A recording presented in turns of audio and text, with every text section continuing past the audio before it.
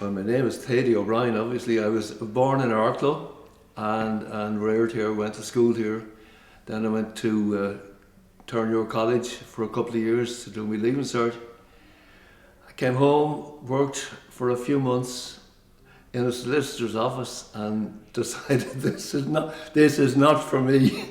So a job came up in the pottery to go to Stock-on-Trent as an apprentice engraver. Now, from the time I was 2 or 3, I loved hammering nails, using my hands for everything, you see. So I thought, I'm going to have a go at this. Didn't tell my parents. Now, this was way back in 1954, you see, where England was an ungodly place. I mean, a young Irish boy going to England, you know. I was the youngest of a family of 8. But anyway, I applied for the job. My brother was working in the pottery, and the manager said to him one day, he said, have you got a brother called Thady? He said, yeah. Well, he's applied for a job as an apprentice engraver, and he's way the best applicant, so I have to give it to him. So Amy came home from work and collared me, and she said, did you tell Mammy and Daddy about this application? I said, no. He said, they're not going to be very happy. So I told them anyway, and they gave me their blessing to go because they knew I wanted out of this office. Office didn't suit me. So off I went in January 54. It's a lovely job, it's a nice clean job, and I was able to do it. As I said, I was good with my hands, so I was very good at it. Got on very well. In the summer of 1956 then, I got a letter from my brother to say that the chairman had asked him to contact me to see would I be interested in going to the College of Ceramics in Stoke to study pottery management, full-time course, and would I be interested? And of course I said I would, and I was told I would be going. And a funny thing about it, I remember working away in Arthur Scragg, the engravers, knowing that this was coming up, had never heard anything from Arthur Scragg himself, so he hadn't been told. And it came to the Saturday, we worked 5.5 days at the time, it came to the Saturday before the 19th of September, which was the starting date in the college. And I was on tenterhooks, obviously. What am I going to do if Arthur Scragg doesn't know about it? Am I going to come back here on Monday or whatever? But I collected the post on my way out, and there was a letter from Arklow Pottery, you see it. Anyway, I went home, and there was also a letter from me at home, where I was in Diggs, a few miles away, and it was to say I was to go on the Monday anyway. And the next thing, Arthur Scragg arrived up at the Diggs to wish me good luck and to thank me and everything, you know. So that was the hard part, really, the anxious part. Started on the Monday, and it was, as I say, a 3-year course, sandwich course as they call it, 6 months in college, 6 months in the factory. Started and enjoyed it because there was a good bit of practical stuff in it as well. You worked with clay, you worked with molds, you learned everything. In fact, how to make stuff, how to make molds, how to make casting slip, how to mix the materials, what materials went into it.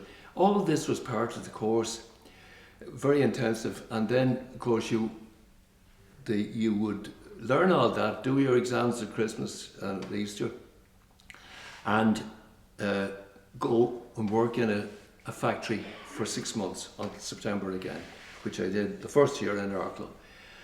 So that was great because I knew everybody in the pottery, obviously a lot of the people I knew, and they were extremely helpful, you know, to have somebody from Arklow actually learning to get into management, because up to that it had been basically run by people from Stock-on-Trent. The pottery had been started in 1934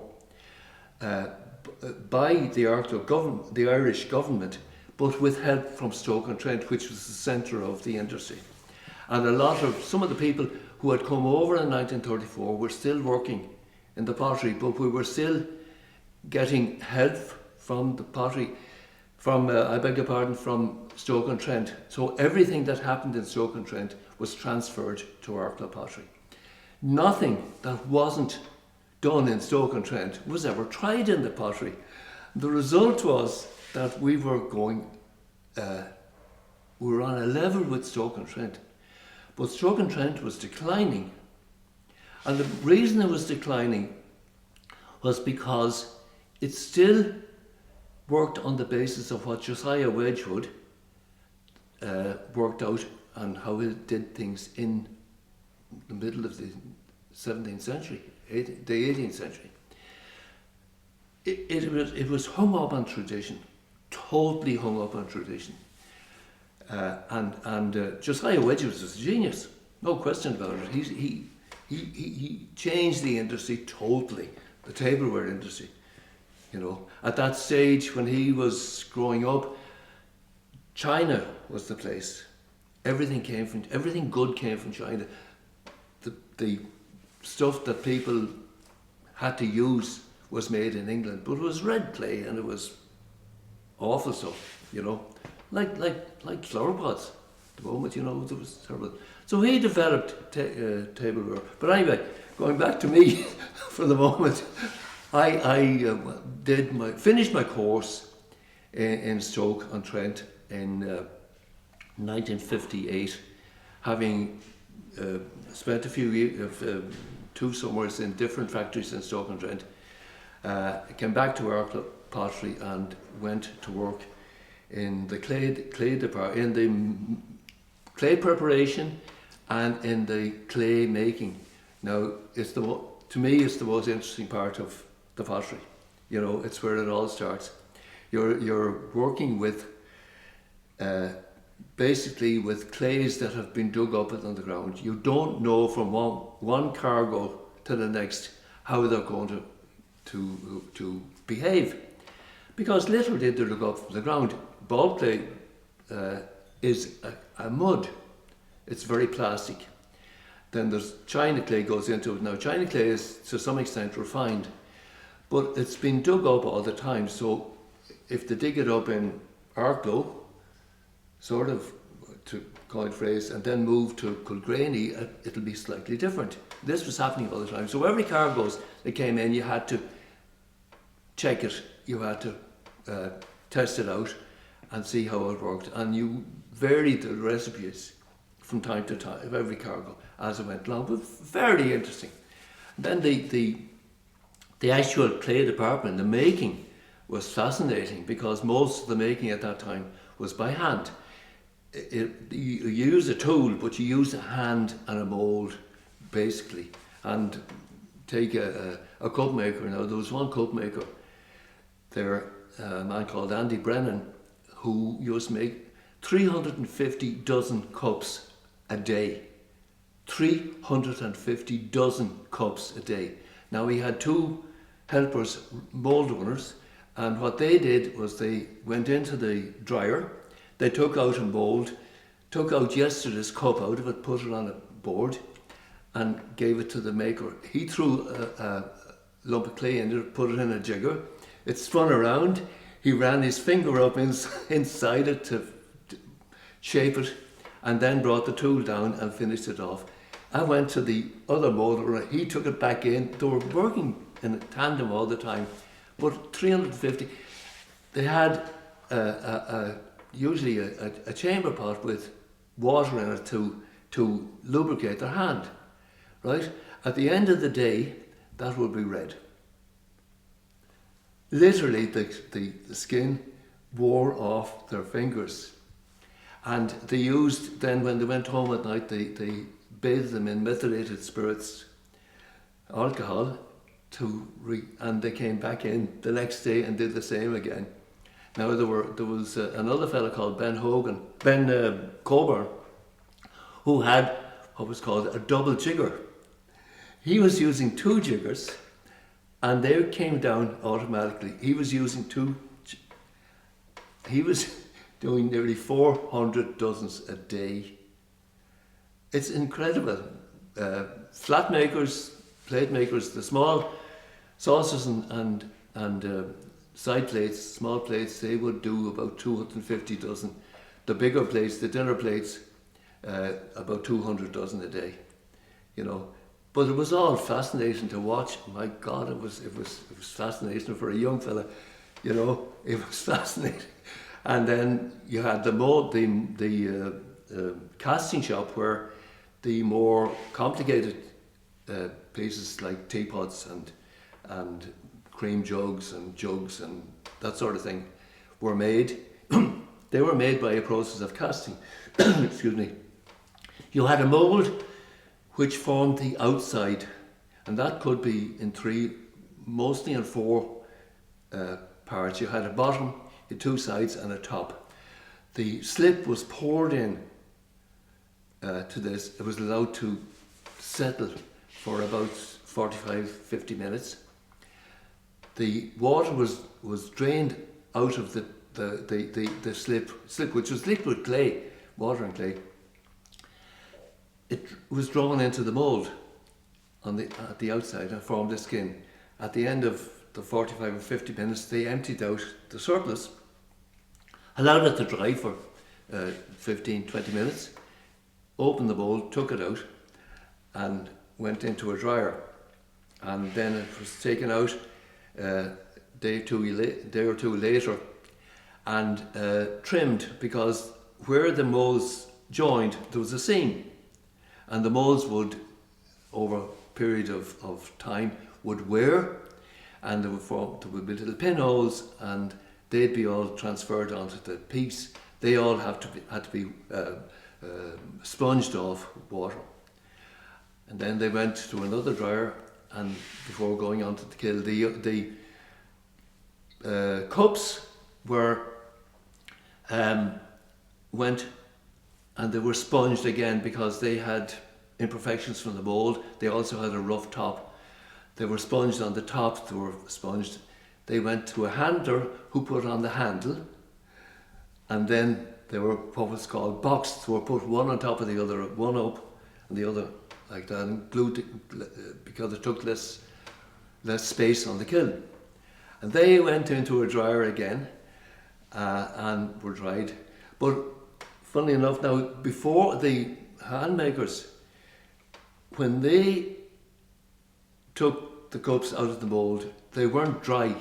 They were leather dry, as it was called. They had still a lot of moisture, still a lot of and they weren't finished off. So they went into a cellar, which was literally a cellar. Now the only way they could be brought down to the cellar was by a man on a board, and he carried on these boards up and down these steps every day, thousands of boards every day. There was one man who did that, a man called Willie Woolen. He died last year, and that was to keep them damp, to keep them from drying out before they could be finished off and handled. Anyway, they went from there, the sponging, handling, dryer, kiln. The kiln, now when I arrived in the pottery in 1954, in 1951 they had changed over from the old bottle ovens. You might have seen, they were called bottle ovens because they looked like a bottle, and the ware went in saggers in them. Fire clay went in saggers, and they were brought in, stacked up, fired by a series of bricked up places around the kiln. When the stuff went in, the door was bricked up, and then there were 5 or 6 fires, maybe more, around this. They were fired up. Took a couple of days. hours they got out, the door was taken down again, and the men went in. And they went in, when they were taking the stuff out of the sackers, out of the sackers out of the kiln, they were red hot nearly.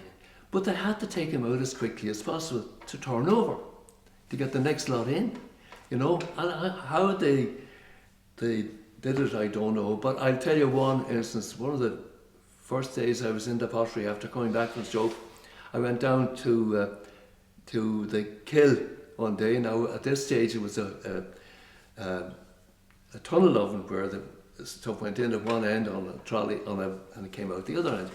And a man called Jack Keogh was I remember him well, lovely man. He had been a placer and an emptier on the old bottle ovens, and his hands were like asbestos, you know. And I was down one day, and he took a piece off the kiln, and he said, "Thady, have a look at that." I took it up, and it was red hot. And the first thing I did, I dropped it, of course, and he laughed for half an hour, you know, at me. Now, I soon learned, you don't, you wait till it's cool. But anyway, I went through there, went from there to the biscuit emptiers. By this stage, it had cooled down a bit. From there to what was called the biscuit warehouse, where they inspected it, checked it for cracks, checked cracks, checked it for dust, cleaned it out, checked it for crookedness or for all that sort of stuff, and it went on to the dipping house. It was dipped in a suspension of glaze and water, and through a dryer onto the kiln and was fired. But in my case, I spent, I suppose, the first year I was back, I spent in the clay department with a man called Paddy Lafferty, who had also done the course in Stock-on-Trent and had finished in 1951. And funnily enough, to give you an idea of how things happened, he had finished in 1951. I started in 1954. I was using his notes. I could use his notes. They were exactly word for word what he had been told, you know. And 10 years later, the same notes were being used for people in Stoke-on-Trent. So that was an indication of where the industry was in Stoke. It was just dying. When I went to Stoke first, there were 300 potteries made up of a few bone china and mostly earthenware. Now they ranged from 50 people to maybe 600-700 people. You know, very big. What just happened was that somebody would be working in the pottery and he'd say, "I'd like to do this on my own," and he'd start in his back garden. And then he'd expand into his house. And then he'd buy the house next door and expand into that. And you had potteries which were literally little rows of houses, you know. And when to be clear, there was one particular one where they had an oven called the Thady oven, and it had to be cleared from time to time. And the end of the oven was at a door out into a street. And when they were clearing, they had to stop the traffic in the street, take it out. But anyway, back to me.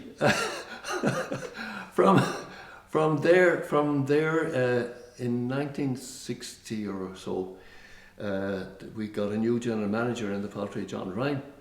He came from Carrigaline, and he decided to set up what was called a technical team, which consisted of Paddy Lafferty and I. And our job was to look at processes, see could we improve them, see could we reduce the losses in, you know, general losses. Because if you made 100 pieces in the clay department, you sold less than 70. Because you had clay losses, you had biscuit losses, you had gloss losses, you had all the rest. So we tried, and we were pretty successful in reducing the losses down a good bit. And then Paddy went in and was kept on in that job, and I moved into line management, where I took charge of the from biscuit emptying through biscuit warehouse, glazing, excuse me, gloss placing, gloss firing, and the finish or the glass warehouse where they finished off the whiteware. And I spent a few years at that. I never went into the decorating shop. I never spent time in the decorating shop, even though we had learned a lot about it in the college.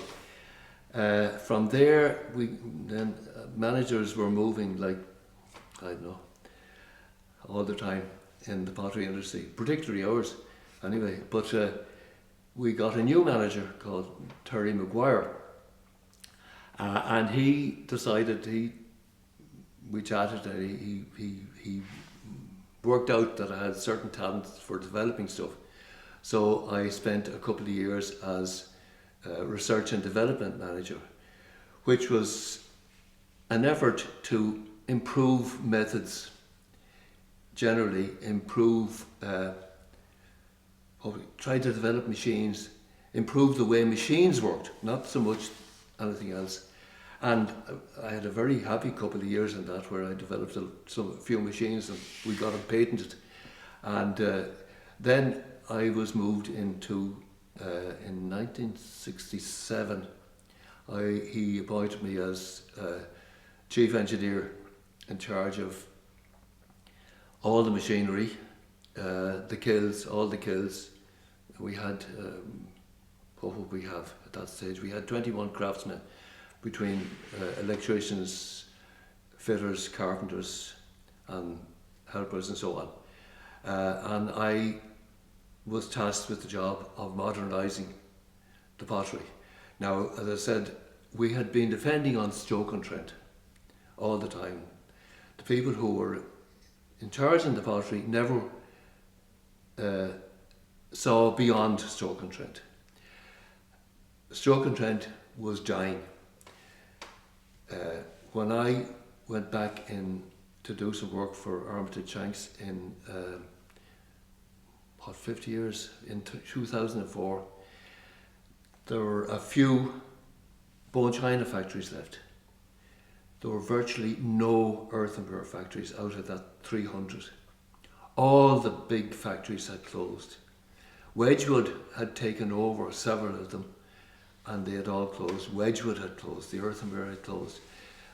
Everywhere I had seen all these factories, Midwinter's, Johnson Brothers, Woods, all these places, derelict sites. It was heartbreaking.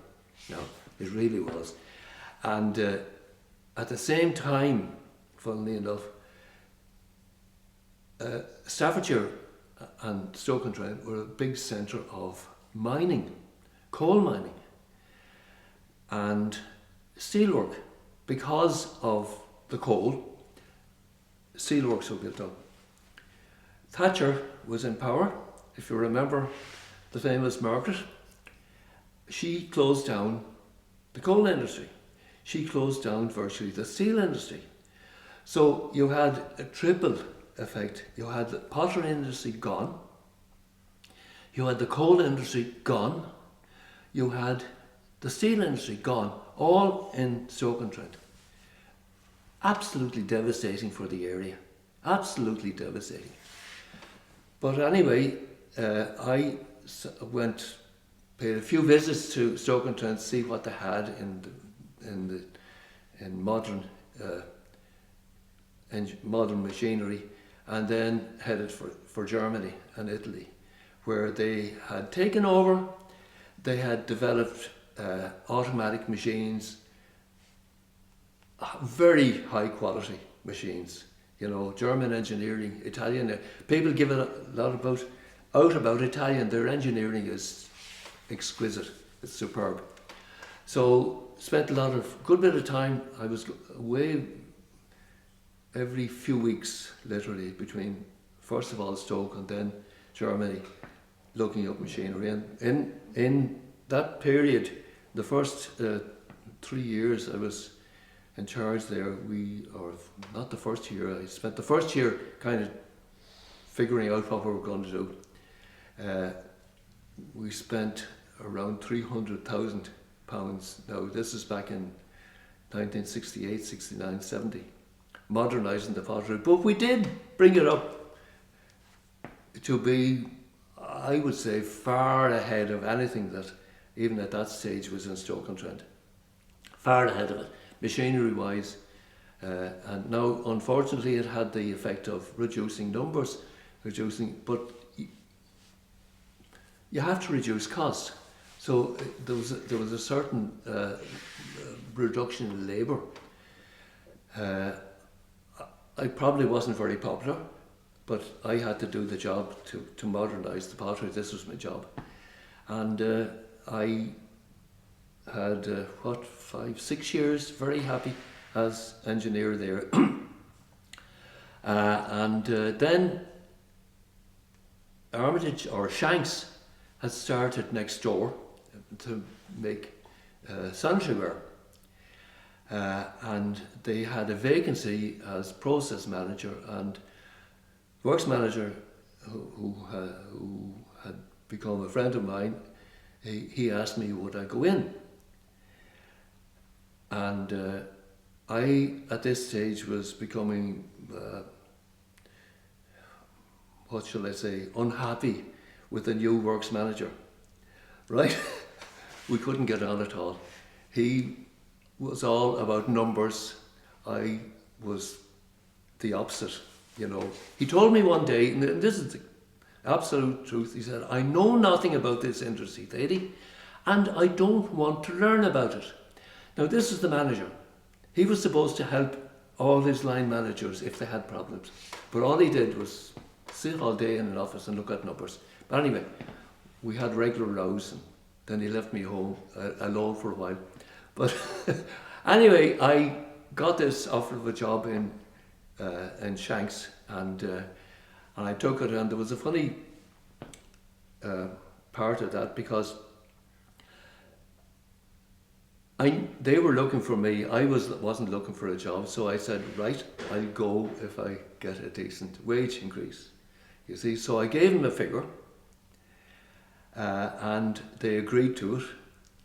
After I had spent, I went to Barhead in Glasgow, or near Glasgow, to be interviewed by the board, and it happened to be the day that they were having their Christmas dinner in the boardroom, you see. And I think they were probably more interested to see how I ate my food than they were in my knowledge of ceramics. But anyway, I got the job. But to give me the job, my salary was higher. My new salary was higher than the works manager's in Shanks. So he had to get a jump up. And the general manager then had to get a jump up. So they were very happy with me going in there. So anyway, after about a year, the general manager left. The works manager moved up to general manager. I moved in as works manager. And we were, at that stage, going away from intermittent kilns, which was electric operating, to a tunnel kiln, a gas-fired tunnel kiln. Excuse me. And we were increasing the number of pieces we were making, so we needed extra equipment. And I looked around for some place where I could get the equipment, and we needed we were going to make some of the stuff ourselves, and we needed a particular type of steel, a steel channel, which had been used by Barhead in making the original equipment. And I looked around to the steel companies, and the fellow called Joe Hackett, I remember, in MacArthur Steel, he said, you know, that isn't made, that's a manufactured piece. And I said, where can I get it, Joe? And he said, well, I don't know, but if there's one place in the country, one guy in the country who would make it for you, it's a fellow called Tommy Cullen in Blackwater. Thomas Cullen Engineering. So I went down to Blackwater and I showed him what I wanted, and he came up with a sample and it was perfect. So one thing led to another. We bought a lot of trolleys and stuff from him. Now, he was developing his business. You see, he wanted to go, funny enough, into slurry handling and that sort of thing, which was just starting off in in the farming industry in the 1960s, wasn't it? Yeah, the 70s must have been. Yeah, the 70s. And he asked me, would I go down and run his factory while he developed this other stuff. So I took the opportunity. It was engineering. I loved it.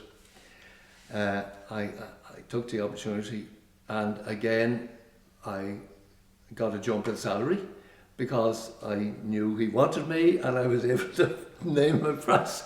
So I went down there and ran the place for a few years, and Noritaki was just starting at the time, and we got a lot of work manufacturing stuff from Noritaki, for Noritaki, because I went down to see them.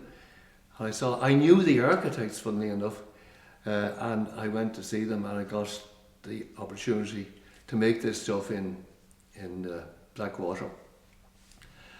That was fine, and then after a few years, Tommy said to me, I want to concentrate fully on slurry handling. See, so I don't want to take all this other stuff from Arklow and stuff again. And so my job was still there, but I had very little to do. And I thought to myself, I've been doing this for 2.5 years. Why shouldn't I do it for myself? So I started off my own engineering company. First of all, I went to a place called in Tinnahealy,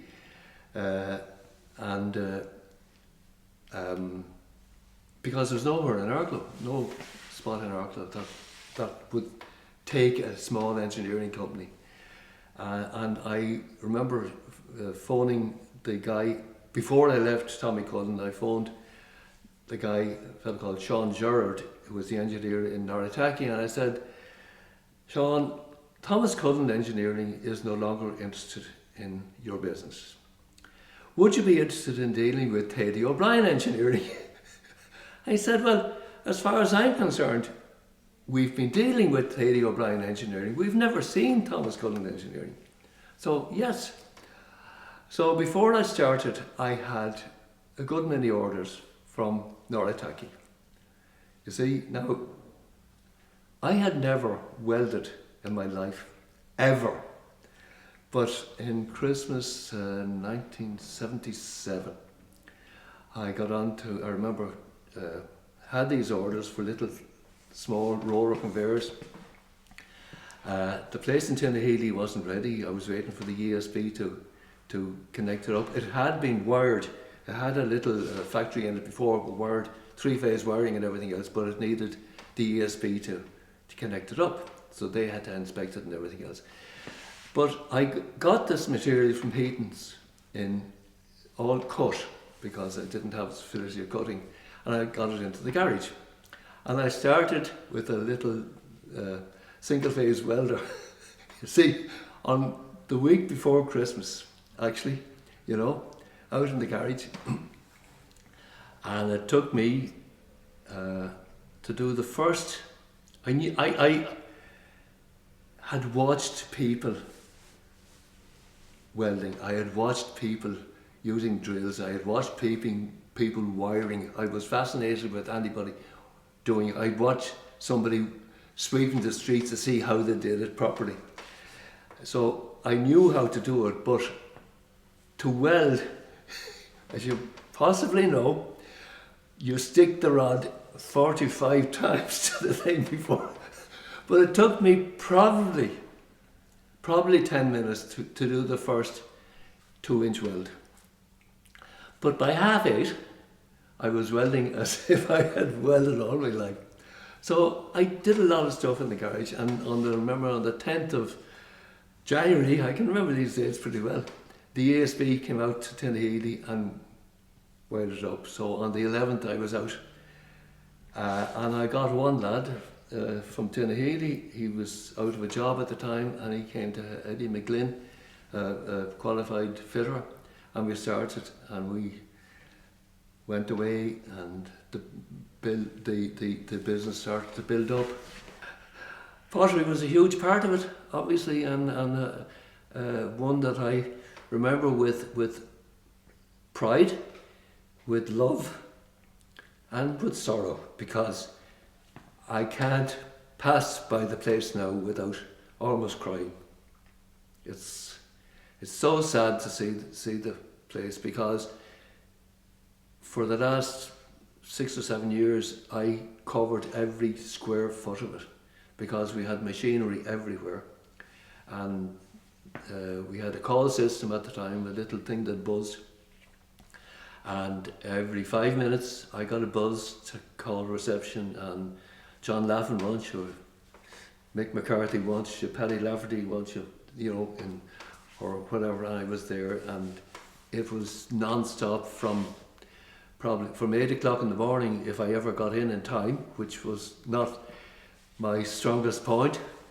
I was never 5 or 10 minutes late, but it was 6:30 or 7 o'clock when I left at night, and I still loved it. Now, I'll be honest, it gets into your blood. Gets into your blood, so much so that I was selling to Charlene the other day, when we used to take tours around the pottery, and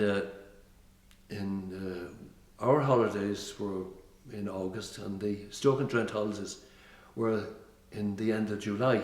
A lot of the potteries closed, and regularly we had people in from Stock-on-Trent to see around the pottery. They saw you with a white coat, they'd come over and start chatting to you about the pottery, and they'd say, by the way, we're having a bit of a problem with crooked cups. Do you ever have that? Yeah. And how'd you get over it? And then you'd discuss it. This was all the time. And that was because they loved coming into the pot. They loved to see the place. And you'd see them picking up a bit of plastic clay and playing with it like plasticine. It was a sure sign that they were in the industry. But it gets into your blood. It gets into your blood. I don't know whether it literally gets into your blood or not. I suppose it does with some people. We had one case of a fellow who got silicosis, a flat maker. But he was the only one who ever got it. Now, in the early days, there used to be lead poisoning, because glaze, to get the shine on glaze, there was lead in it. And it was raw lead in the early days, and it was lethal. And I've seen photographs of people with lead poisoning, and their gums contract and the teeth fall out, and it's awful. It's awful. But they developed a new way of combining the lead with silica, and it didn't harm you. And around the same time, they had to take it out in paint. Lead was used in paints. Best lead was in paints. But there was a lot of silicosis in Stock-on-Trent. Between that and the coal dust, there was a lot of silicosis in Stock-on-Trent. And as I say, that's a very sad case too. Very, very, very sad.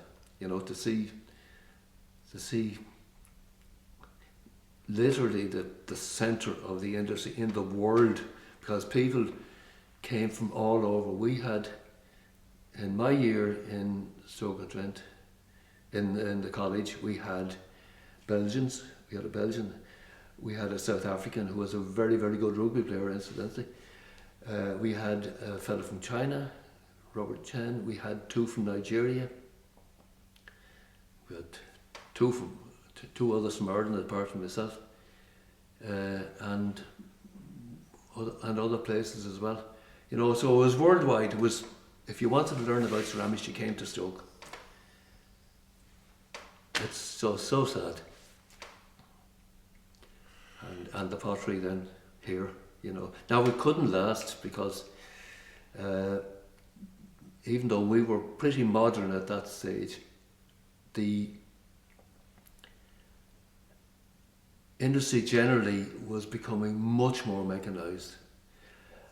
Stuff, very good quality stuff, was being manufactured very cheaply, and it was coming in and taking our places on the shelves.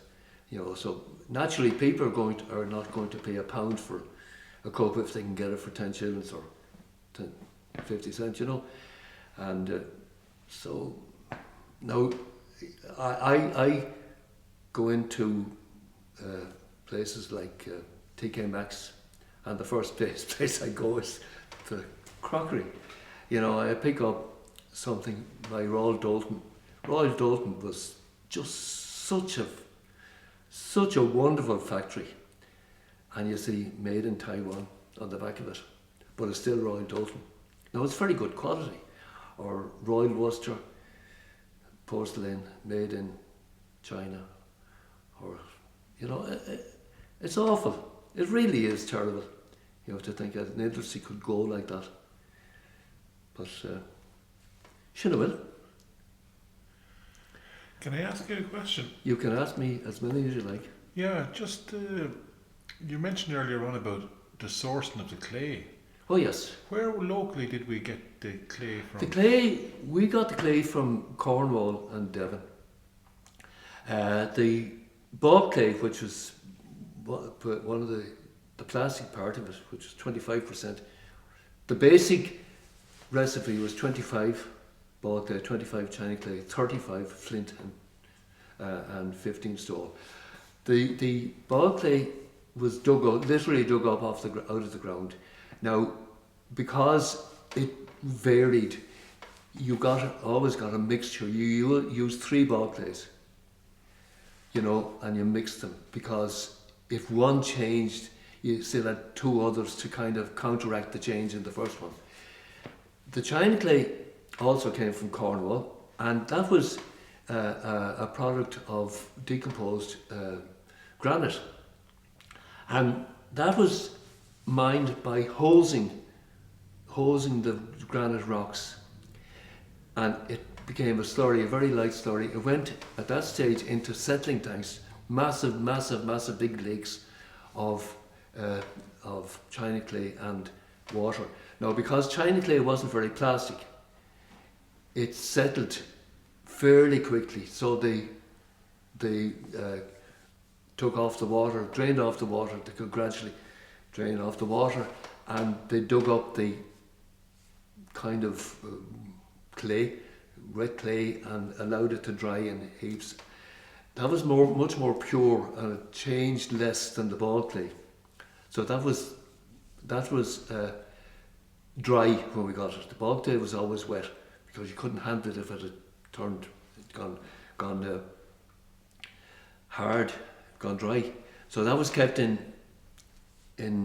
sheds. The flint came from the chalk pits on the coast, on the south coast of England, because the pebbles in it were very pure. They hadn't been contaminated with. They're the same chemical composition as the stuff, pebbles in the shore, but there's a lot of iron contamination in that, and the pebbles were mined out of the chalk and calcined, or they were burnt up to about 1,000 degrees before they were soft enough to be crushed. They were crushed, and we bought them in crushed. Now, in the early days, we used to bring in the pebbles and calcine them on site. This was before my time, and then they were crushed. They were crushed and put into ball mills, to where they were reduced to very, very fine powder and suspended in water. But the flint just set out an awful lot, so you had to keep it agitated all the time. The stone also came from, it was what melted in the firing, and it kept them all together. You know, it melted, and it melted around 1150 degrees, which was our biscuit temperature.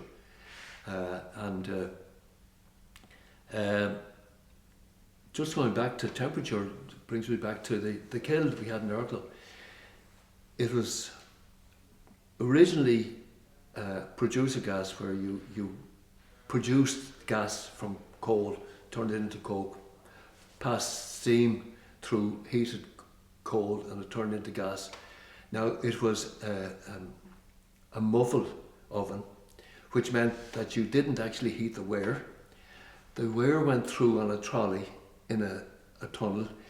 The walls beside this were heated from there, and the heat was transferred from these panels onto the heat.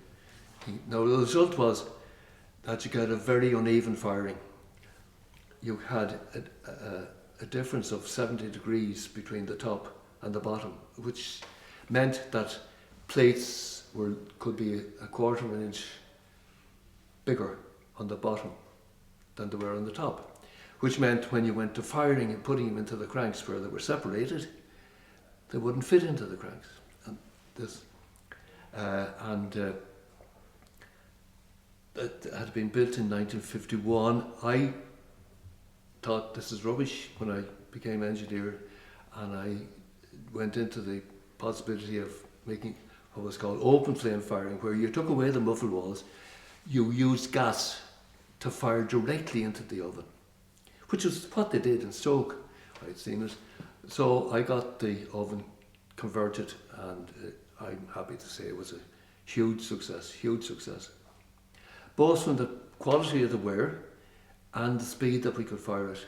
We had, at that stage, here we go again with men, we had 12 men, we had 18 men employed on between the biscuit oven and the glossed oven. When we changed over, we were able to reduce that to 6 men. Now they were on premium wages because they were working shifts. We were able to close down an electric oven, and because the firemen were forbidden to touch the flames at this stage. And when it was oil fired, they had to keep adjusting, but they were told not to touch them, so they only had to look after putting the wagons in and out, so we were able to reduce. So that was a big success. The stone in the recipe melted at around 1150, between 1100 and 1150, depending on the rest of the materials. And you got your biscuit ware, which was literally like a biscuit, except a bit stronger, with pores. Did you use any of the clay, say, from the Macklemore areas at all? The only thing we used was a flint, which we got from Cloyne in Cork. It was called K-Lad. Now, it just wasn't suitable. It gave it a kind of a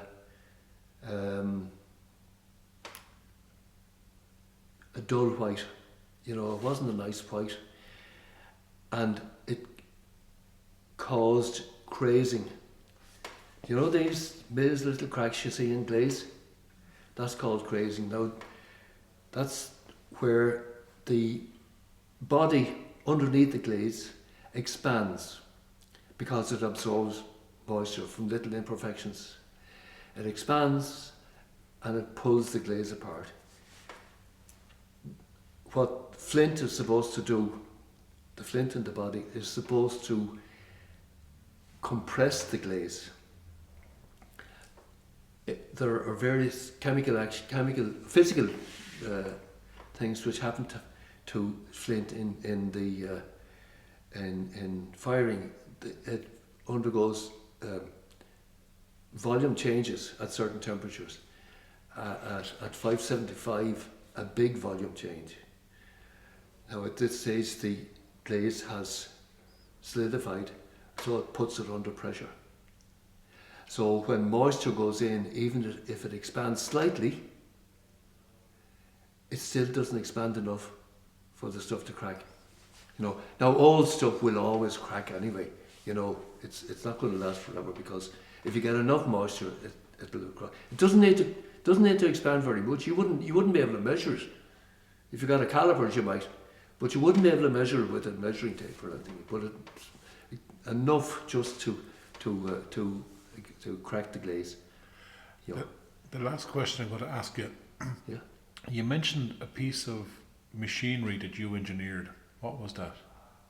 That I invented. Do you know the little?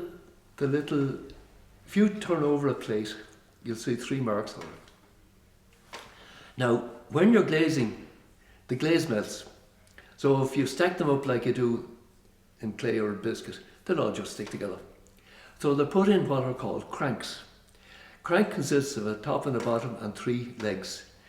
And in the legs there are holes, 12 or 14 holes in each leg, and they put in a little pin, high temperature pin, and it separates each plate or saucer or whatever, flatware. And then when they come out, a little bit of that pin breaks off and it stays on the plate. So it has to be taken off. And we had usually older women, actually, in the glass warehouse, sitting on little stools, picking up, they had a stack of ware there, picking up and cutting it off with a tungsten edged chisel. Now, God love him, I can remember one particular lady, I obviously not going to say who it was, and I watched her hitting 17 times on average each spot, and then picking up a plate and find that she had missed them. She had missed them completely. So I thought there has to be a better way to do this, you see. So I kept working on it, and eventually I made a little thing out of timber and a couple of chisels and springs, which actually were the three chisels were placed in such a way that when they expanded, they were spring loaded to be in. So you pushed this plate down, the chisel came down and just sliced off the pin. And I got it patented. Anyway, now, the unfortunate thing for me was that if you do something like that, the patent is the property of the company, right? So I had, even though I was delighted to do this. I actually then, when I was the research, when I had my own little workshop down at the factory, I made a machine to do it when I've worked in there for ages. But it was patented, and we got a world patent on it. Now that meant that it was the first machine of its kind ever, first machine of its kind in the world. You get a provisional patent for a year, and then if you want to do further patents, you have to patent in different countries. But because we were in first, you make claims, right? A number of claims. And the first claim you make is the important one. You make a claim to remove, the first one on our patent, I think I have the patent at home, I'm not sure, a copy of it, to remove the pin marks from the backs of tableware. Now that meant that if somebody decided to do it with nuclear physics, it was covered by our patent. Didn't matter who made a machine, we had the patent on it. So anyway, I remember getting in touch with a few people in Stock-on-Trent to see would they be interested in making them under patent. And I got a man called Jeff Koff, came back, a few of them came back, anyway, complimentary on the thing, but sorry, we're too busy doing other stuff. And Jeff Koff came back and he said, yes, we're interested, we'll buy the patent off you, and we'll pay you a royalty. I remember this, now this was in when would it have been? The 60s, late 60s. So money was, he offered us £500 down, just down, 10% royalties on each one. He reckoned that they would sell about 1,000 at £1,500 each. Now, it was a huge amount of money, but the general manager said it's not enough. The patent lapsed, and a few years later, now nobody used my design, but others came out. If they had brought out their own machines and we had the world patent on it, they would have had to pay Arklow Pottery a royalty on every machine they sold. But I was disgusted with that, I have to be honest about it, you know. But at least I have my name on the patent for the first machine of its kind in the world. But anyway, these things happen. I said one of the things, when I took over as engineer in the pottery, all the arcs in the slip house, which are running constantly to keep all the different materials suspended in water, they were run by a rope overhead. And also a lot of the machines down where they made the larger bowls, chamber pots, big bowls and stuff, that was run by this cotton rope. And the cotton rope used to break. And we had a man in the pottery, fortunately, an old sailor, Bill Lynch, was when I was there, and he was able to splice the rope. But while he was splicing the rope, it was a big, would have been about 1.25 inches diameter. While he was splicing the rope, all this stuff in the underground towers was settling, and all the makers down on that side were idle. You see, they couldn't make, they weren't earning money because they were on piecework, so they were getting a sort of a day wage. So one of the first things I did was take the rope away and put individual drives. Why it hadn't been done years before, I just don't know, you know. And we did that during the summer holidays, I remember, you know. And we changed then the old, not the same time, but the following year, the ball mills were very small ball mills and took an age to grind down from pebbles down to dust. And they were loaded by the men in the mill that had to fill little bags with the flint or the stone, lift them up on a rope, on a pulley, and empty each one individually into these things. And now, they were what were called 5-foot plungers. I installed 2 7-foot by 9-foot plungers, and we put in a little track along the top and a hoist, and we made I don't know what to call them, but containers that could be filled by a tractor, front loader, lifted up, put on the track and emptied into these mills. And we again reduced labour. The glaze was really funny when you think about it. If you saw it now, you'd laugh. It was pumped up into a barrel on a little trolley where it was milled, in the mill, pushed down by a man, and he emptied it into the various dippers, the glazers' tubs, in by bucket. And he came back up, filled it again, went out again. So it's all there. And it wasn't even a powered thing, it was just pushed on 2 wheels. And so I put a pipeline in and a little plunger down, and we pumped the stuff down. Another man's job lost. That was my job, unfortunately, you know. But things like that were so far behind the times because this was the way it was done in Stoke. That's it.